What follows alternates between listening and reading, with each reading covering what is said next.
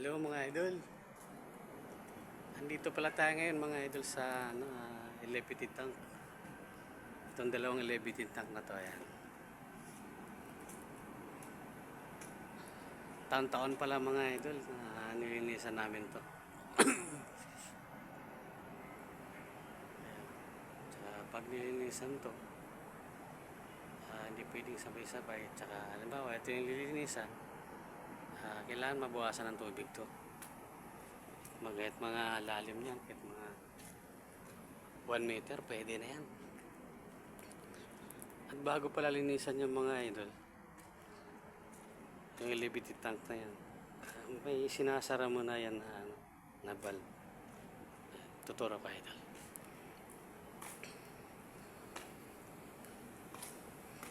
Ito pala idol lang unang sarado mo yan. Ito yung supply. Ito yung supply ng tubig. Galing to sa transfer pump, galing sa baba. Saka ito. Itong valve na to sa equalization. Ito lang, isa lang. Isa, dalawa. Ayan, dalawang magkatabi na to. Saka yun, tatlo. Yan, ito. Yan, yan. Ang purpose yan ng mga idol, para yung laman ng tubig nito hindi mabawasan. Ayan. Parang magagamit mo na para mabilis yung pagbabawas. Bali magsusupply muna sa buong unit ito munang tangke na to. Para okay na siya para pwede na siya malinisan. Pag umabot na ng mga 1 meter lalim mga idol, pwede na yan. Pwede na malinisan. Yan. Pagkatapos mo nang nalinisan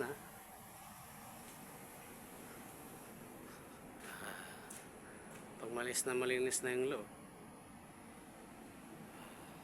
drain mo na dito mga idol. Pagkatapos mo ng drain yan, buksan mo ulit si supply.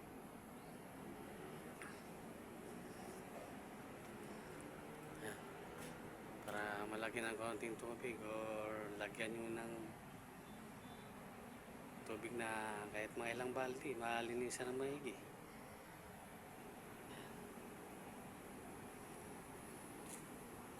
Pag okay na, drain na naman. Pagkatapos drain, sarado mo na to.